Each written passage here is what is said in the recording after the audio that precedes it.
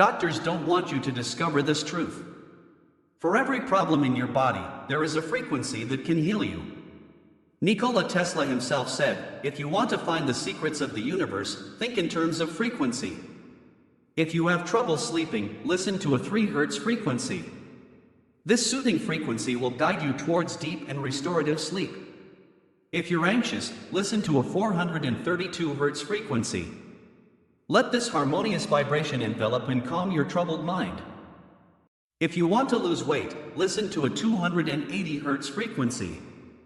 This frequency is known to stimulate metabolism and promote fat burning. If you feel unwell, listen to a 528 Hz frequency.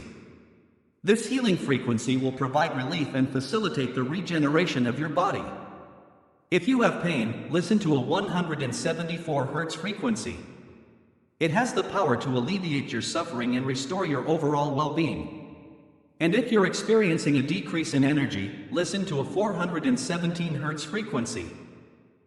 You'll regain your lost vitality and experience an energy boost. If you find this video interesting, drop a comment and press the bell icon for more videos. Subscribe for more tech videos.